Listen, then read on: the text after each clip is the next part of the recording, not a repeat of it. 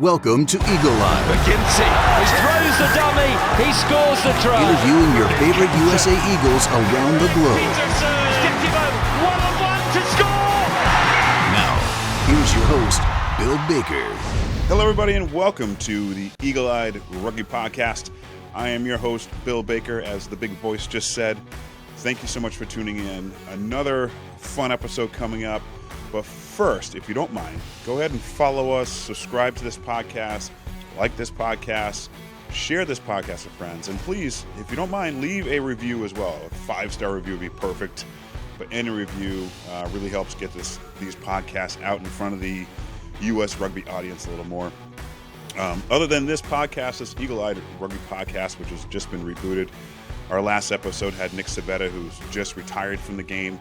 Had a great time talking to him, so check out that podcast. Also, check out our Twitter Spaces live show. It's very unique. It's U.S. Rugby Happy Hour Live, Wednesday nights, almost every Wednesday night.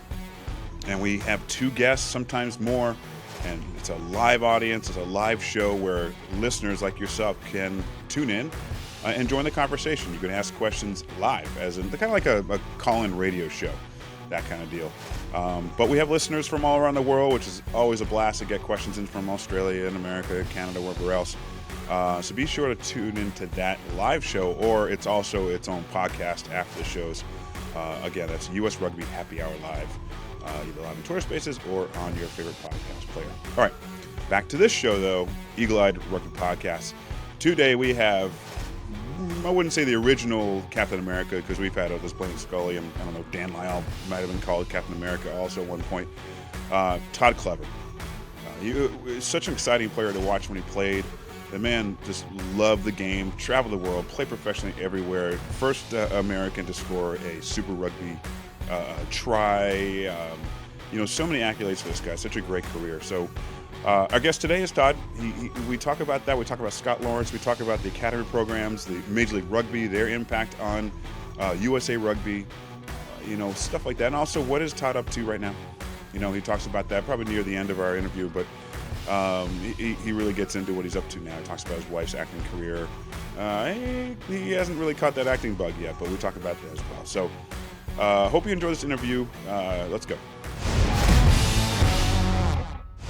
How you doing? Yeah, not too bad. Things are good. Life's good. Things are busy, which is also good. Keeps me out of trouble, so no complaints. Yeah, I mean, the last time we spoke was on Twitter Spaces show about a year ago. I want to say it was about the announcement of the 31 World Cup. So a lot's happened in a year, possibly? Yeah. I mean, welcome to a new boy, a son to the family. So, congratulations. Thank you very much. Yeah, so that's been really good and exciting and tiring and rewarding and all that. But yeah, no, it's good. And then obviously MLR's kicked off, so that's exciting to see teams, and players excel so it's things are going good. And happy anniversary! I think yesterday, 2 years. Yeah, that's right. Yeah, 2 years. 2 years. Now, yeah, we're going through.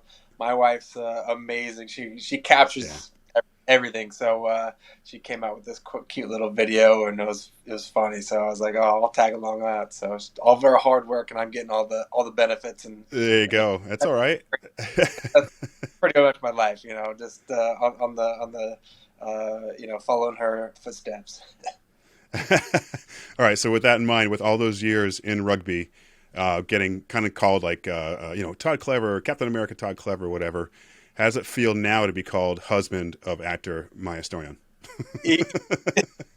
Exactly. Yeah. No. Just a few nights ago, last week, she was in a movie that shot last year, Mickey Rourke and a few other big names, and so they had the red carpet and at the Chinese theater, so it was pretty much red carpet, let her do her thing. Yeah.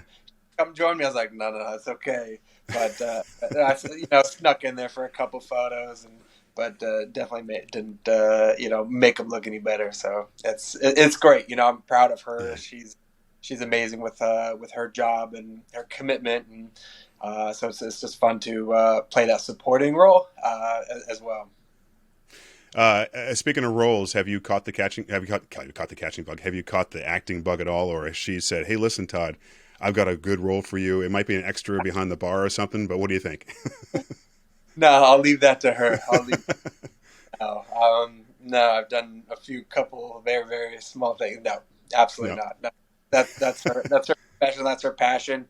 And to be honest, I mean, it's amazing what they do, transform themselves, Yeah. physically but mentally, putting themselves in that, and something that I never really thought of before, of different characters and character building and the research that they do and everything else. It's not just memorizing lines and saying it in a camera. It's a whole art form. So no, I think that's out of my wheelhouse. Well, all right. Full disclosure: when I told my wife I was interviewing you today, and I mentioned Maya's name, she said, "Wait, hold on. You're interviewing the woman who married Jesse in Grey's Anatomy or whatever." Like, no offense, man. She didn't care about you. No, it's all good. All right, let's talk about you two for a second. You and Maya both are heavily involved in charities, your events. So I want to touch on the Todd Clever Foundation. For those people who are not familiar with it, tell us about it, and also what are the goals of the foundation? Yeah, I mean, it's something that I thought of and wanting to do throughout my career, just because traveling the world, you see different status cities and people, and you see the sport that bringing everybody together, and I always wanted to play a role into where's my give back. I want to have more of a purpose, and we did a few coaching clinics and a few things, but ultimately you're kind of just in a tunnel, and you're in a hotel room, you're in a training ground, then you're in the stadium. But I always wanted to give back, if that's setting up jersey grants or balls or anything else. So I started it when I was still playing, not officially as a 501c3, but my heart was there. And then basically when COVID hit, I said, well, I'm not just going to sit on my butt. This is a great opportunity to start. So it took about 7-8 months to do all the paperwork, to get accepted, to make sure of it. So it was a long thing, road to get it. But now that the support that I've gotten from all former coaches, from players, the rugby community, wanting to help out, but also needing help. So it's great to play that role and bridge that gap. And if it's for funding purposes, or to get new kit, or to do a ball drive to make sure that boys and girls have a new rugby ball set. So it's been really cool, rewarding, and we're going to be laying out some scholarships, Nice. in the coming months for high performance, because most of the stuff we've done is grassroots. Yeah. Of just giving back and supporting clinics, supporting teams and players. But now it's sort of we understand, how can we turn these boys and girls into the next Eagles, who are going to be competing in the 2031 2033 Rugby World Cups. So we're looking into partnering up with some rugby academies to make sure that they are not out of pocket. So the financial side is not strictening or hamstringing them in any way, and giving everybody an opportunity. So the scholarships are what you're saying. It's to help them fund maybe getting to the camps, getting to these high performance camps.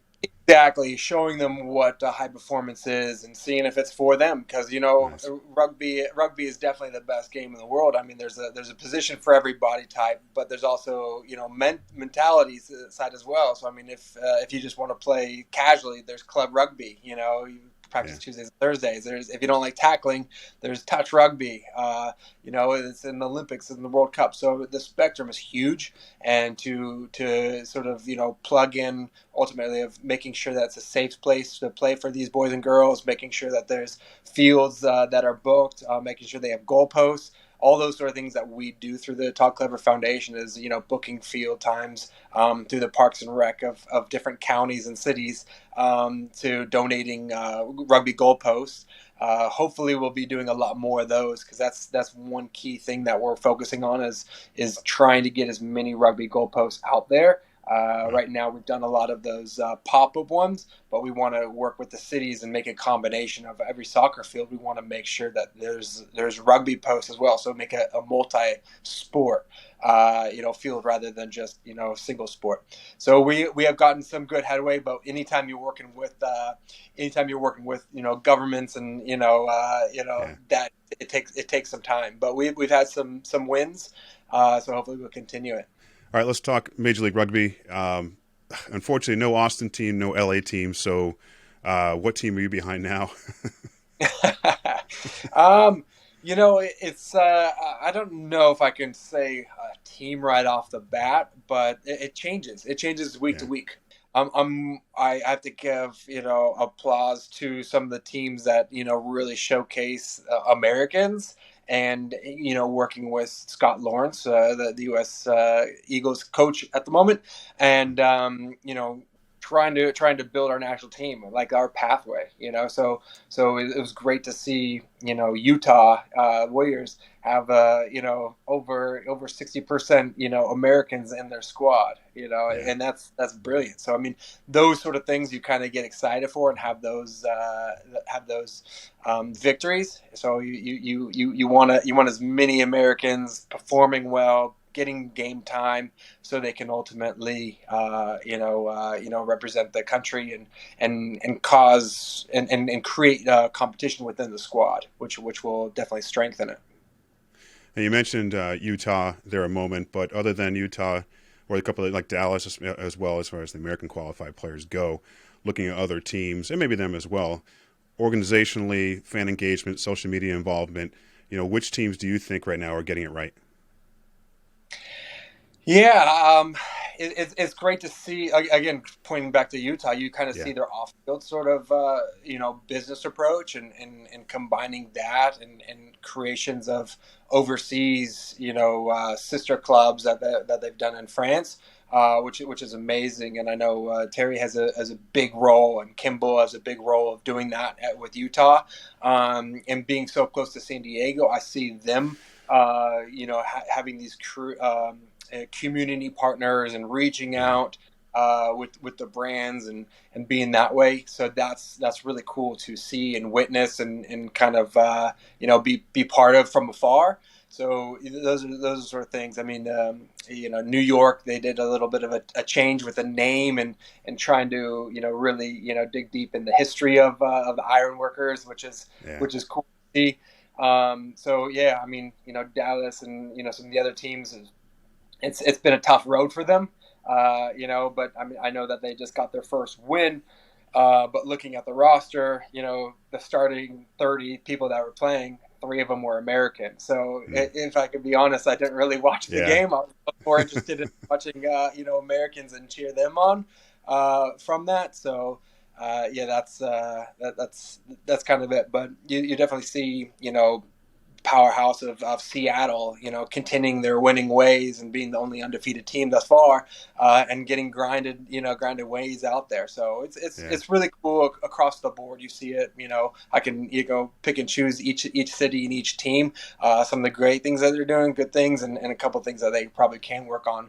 But I mean, the biggest thing I think the scope is community and making sure that butts are getting in those seats and giving them opportunities to perform. And I understand whenever you're working in big stadiums and big cities, those get more challenging. But no, you definitely see the attendance getting bumped up a little bit, and community partners and more jersey sponsors and more advertising to go back into the sport.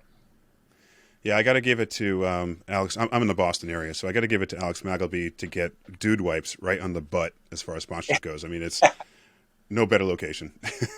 Yeah. No, yeah.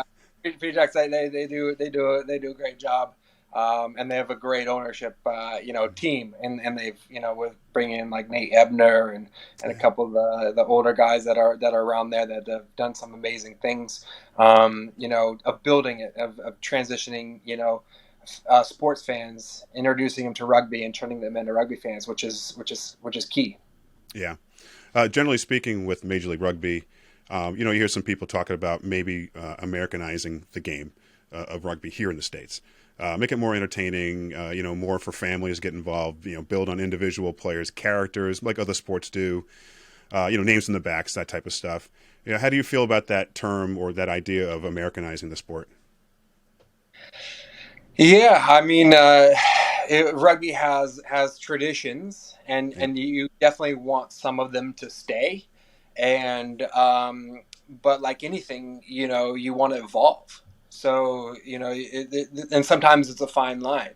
So I would hate for to Americanize it where you don't have drinks and food with the other team afterwards. So Right. that's one of the pillars of rugby, and what makes it so special as a sport is junior high school, college, men, women, and then professional rugby, international rugby. You get together with the other team. So that's a tradition that I don't want it to be American, where you come in suits and you leave and you don't have any of that. But naming field territories or lines or the metric system or names or numbers on the back of the jersey. I mean, I'm not a traditionalist of okay, it's got to be 1 through 15, or I pick it, or don't want to put your names because it's a team game, not that. I'm kind of want to just, what do fans want to see? What do sponsors want to do? Do you want to create a story? How do you want to market it? I mean, I think there's a lot of missed opportunities because, you play it safe because that's what the generation before did. But I think if you think outside the box, you have a real opportunity to, have these little boys and little girls look up and be like, oh, I want to be number 77. I want to be number 99, John Smith or Susie Powell, or, you just kind of, that. So you kind of create those heroes and create those and like anything, I mean, it's great to have number ones as a team when you're traveling after the things, but it's also great where you can pick your own belt and pick your own shoes, sort of thing. So you want to visualize yourself in a way where you fit in and make sure that you're not creating characters and egos that are not rugby type. Yeah, I completely get it. There's a good balance between the traditions and maybe some Americanization to the sport. So yeah, you're right. Can't cross that line at some point. We just keep it good. So Todd, you mentioned Scott Lawrence a minute ago. So let's talk USA Rugby future. Another day, I'd love to sit back and talk about your travels throughout the years because it's anyone's dream to be able to log those rugby miles. But let's talk about the future right now. You played underneath Eddie Jones. Obviously, we heard rumors last year about him possibly coming to the Eagles. But now Scott Lawrence is the interim coach, as you mentioned as well. Talk about Scott Lawrence, kind of history you have with him, and also what is he bringing to the program right now? He's only been in the helm for just a couple months now, a few months now. So talk about what's going on now with the program with him. Yeah, I mean, I can speak from my side of things. Yeah. I know everybody has different takes on where rugby's at, where it's going, what he's done. But what I've seen, and I've been around USA Rugby for a couple of decades now, and he's committed. Scott Lawrence is committed to the cause, and he's not treating it like an intern job. He's treating it on and grooming these players that are under 20, that are 20 years old, to getting them ready.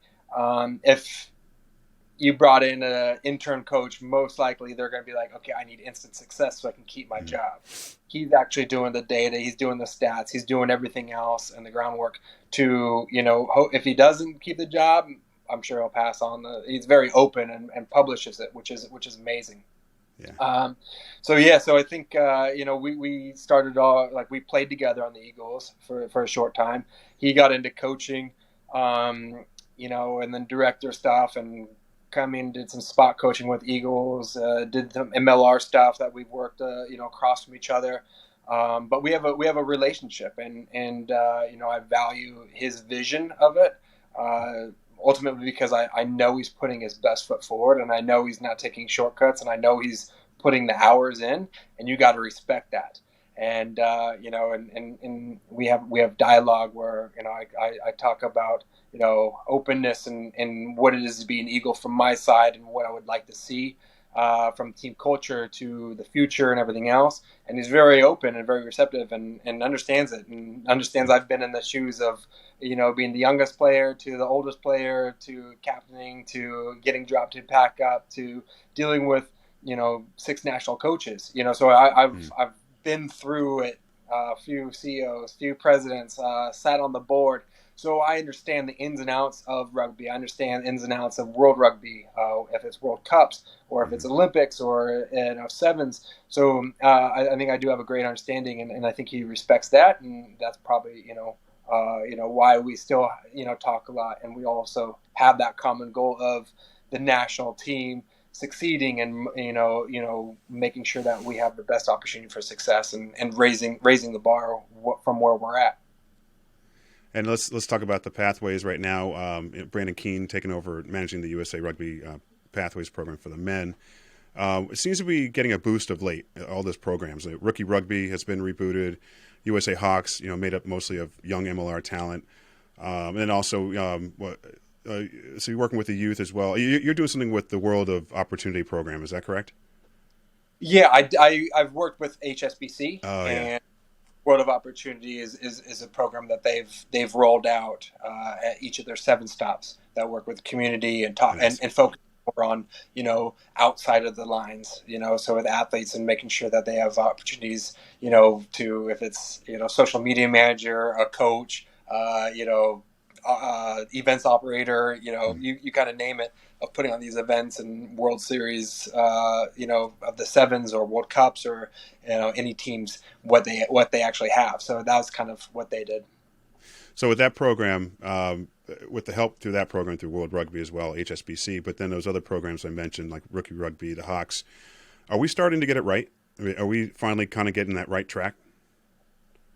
Well, I mean, right track for what though? I mean, getting the youth involved, like getting the academy programs really going. Yeah, 100%. I mean, that's you kind of look at are we getting it right? It's like, well, what are we trying to do? So you always have to ask. A lot of people are saying, is this the right way of to approach it? And it's like, well, what are you trying to do? And that's where a lot of people ask me. It's like, we need to have a successful 2031 and 2033 World Cup.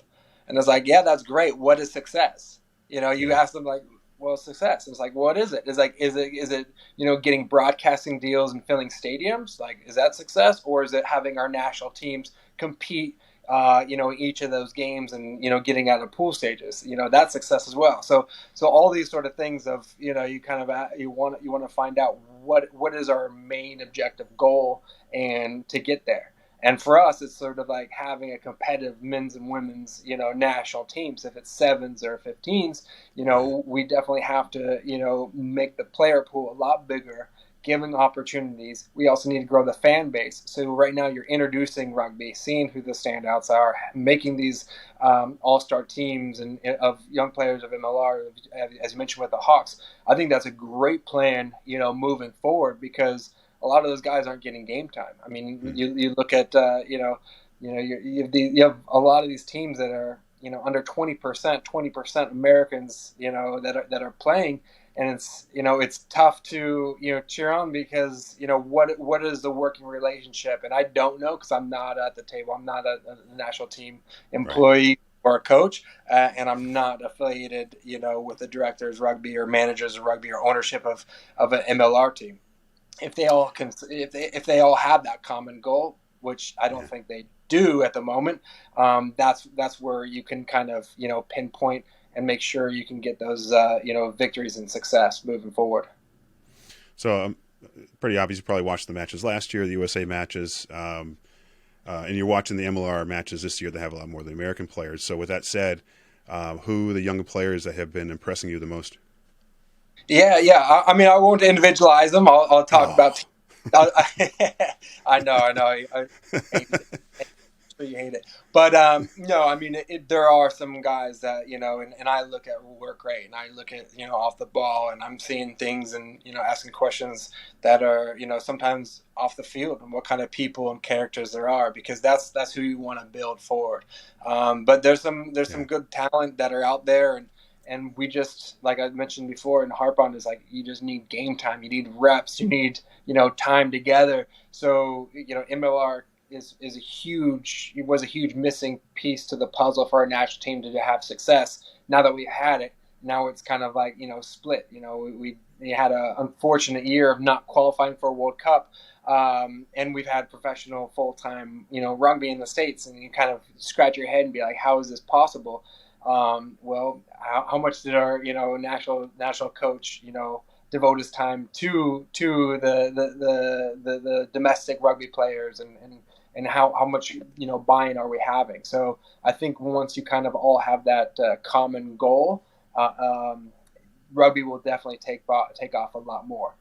But I mean, like you mentioned before, you sort of Rookie Rugby or Play Rugby USA or other organizations that are popping up. That participation number is so important because you are building fans. You're going to get a couple of diamonds in the rough that are going to be able to excel, and ultimately you're making better women and better men in society, in schools, in families. So I think there's a piece, and there's such important things for it, and that's that's just not even touching on the high performance side of making heroes and Olympic gold medalists, hopefully, and World Cup players. All right, so I'm going to mention a name. We had Jameson Schultz on our show a couple weeks ago on Twitter Spaces. I asked him a question, and I asked him who he thought he played like, who he emulated. Because when I see him, I think of Samu Manoa. He's not quite the size of Samu, but I felt like he played like him. But do you know who he said? I think I got tagged in it. Is that So apparently, Todd, he met you when he was like 12 or something after you played Samoa, and basically saying you were his favorite player. So do you see that in him? He's a baller. Yeah, he's a good player, and the work rate and that mongrel sort of attitude towards it and go forward. So he's aggressive. I like him. He's a player. Yeah. How's that make you feel? Does it make you feel good or make you feel older? Thanks. A couple grays. Not me. No.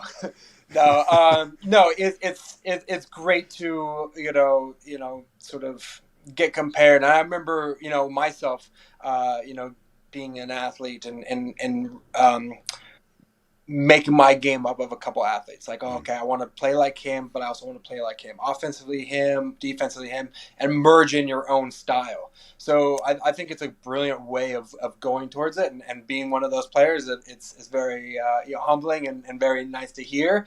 But yeah, I mean, he's a great player, and I know he has a good future ahead. All right, let's touch on your playing career briefly here. One of my highs in watching the team play, and you specifically, I was at the Maori All Blacks match in Philly a long time ago. You got a gash to your head, but you came back on the pitch with all the medical tape available at PPL Park. It was quite impressive. But looking back for yourself, I think about Barbarians, partying in Hong Kong Sevens, apprehending thieves, but what are some of the highs you can think of right now during your career, and perhaps a couple of lows? Yeah, I mean, it was a long career, and it was a fun one. It was great because I was at a time when I came into the national team. I was 20 years old, my first assembly, or 19 years old and I got capped when I was 20. So it was tough because I didn't really see eye to eye with the coach or his standings on life and a lot of the players. So sevens really saved me and kept me fresh, because I love traveling, with a small group. So there's no cliques and there, everybody was one and, following the sun. So, I had a great career balancing between 15s and sevens and 15s. And it was tough because, your physicality or your speed sessions and your training, regimen changed a whole lot.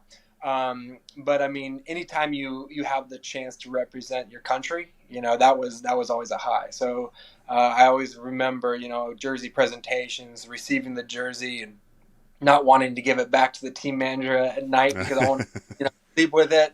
But every time I put that jersey on, I did feel like a superhero. I felt, bulletproof. I felt like I can do anything and had all the confidence in the world. And I played my best rugby with a U.S. jersey on. I had a great, professional career overseas, but I always loved representing USA. Playing for the Eagles was the best thing I could do, and gave every opportunity. And I was never the best player, but I was definitely the most committed to that cause, and turning down contracts because they wouldn't release me during the time windows, or so that was always a top thing for me is to, as long as I could play for America, if it's, qualifying for World Cups or playing World Cups or playing 7 Series or whatever I was passionate about, that's it. But I mean, captaining the team at the World Cup in New Zealand was great. Being part of the try of the World Cup against South Africa, that was electrifying. But also just traveling with your best buds with that common goal of, I know the guy next to me put everything out and, gave us, best opportunity for succeeding in this tournament. It was good. So, playing cards on the back of the bus, there's just so many things that I cherish, and friendships, and have so much respect for a lot of those, players. And it was great. It was a great career. Nice. All right, a couple more questions for you. I was reading that you had a list of rugby goals at one point, and you were crossing off those that you achieved. How much that list did you check off, and was there much left? Well, I think that's why I retired, because it got checked off. Nice. And I was never a complete player, and I don't think you're ever a complete player, or you should retire. But I knew it was my time, because if I continued on for another 2 years and went to the World Cup in 2019 after qualifying for America's One, I knew I would be taking a spot from somebody else that could better up. I went to a few World Cups before that. I played well. I just didn't think I didn't think it was right for the team. Mentally, I've done it all. Physically, I was wrecked. A lot of the times I was put together by a lot of tape, and woke up sore. But yeah, it was time for me, mentally and wanting to, sort of leave that jersey in a better place. And if I think I, would have stayed too long, or, overstayed my welcome, or, you don't want to be the guy that be like, oh, he stayed too long, he should have retired then. So going out after qualifying for America's One, beating Canada in my hometown, having my family and friends there was a great way to sign off. Was that the Swan dive try? Did you score like a Swan dive try in that game? Off of them all, maybe? Or was that a different game I'm thinking of? Oh, that was a different game. That was against Canada. That was in Texas. That was actually my first test back after being reinstated after I got dropped from 2015 World Cup squad. So that was that felt really good to be back and get that win against Canada and play well, and back not only on the team but contributing and leading the team as captain. That try reminds me of Ruben De Haas's try against Canada, where I think he nearly flew out of the back of the try zone doing the same thing. I do remember that. All right, last thing for you, Todd. What's next? I mean, where are we going to see you next? Man, if you go to a rugby event, chances are, right when I retired from playing, and I said this even in the locker room after my first game, I said, man, I was your brother, I was your teammate, I've been your captain, I've been everything else, but from this on going forward, I'm a fan. Like, I'm your guys' fan. Yeah. So that's one thing I've loved to do, and being around sport and rugby, especially, to not forget that, it was been good. I've had a couple of roles in rugby where, it was a job, it was a grind, being a director of rugby and doing contracts, and I realized, working, 14, 15-hour days, dealing with these people's lives with contracts and doing trades and making sure accommodations are great, and there's a lot of hats that you wear. It wasn't for me. I wanted to get back into the passion, and that was another reason why starting the foundation was, you know what, I can be involved as much as I want or as little as I want. And it's kind of like, well, what about coaching? And that's the easy transition. Yeah, it's an easy transition, but I know what it is dealing with national team players or professional players. So I get joy of working with crossover athletes, American football players or that, or little boys and little girls, in elementary school, tossing a rugby ball and because that's why we all started, is to have fun, to see what's out there and to do some character building. So I get a lot of, reward of coaching, grassroots. And then being part of, partnerships and everything else is really enjoyable, working with HSBC, as you mentioned before, World Rugby and a couple other, major sponsors.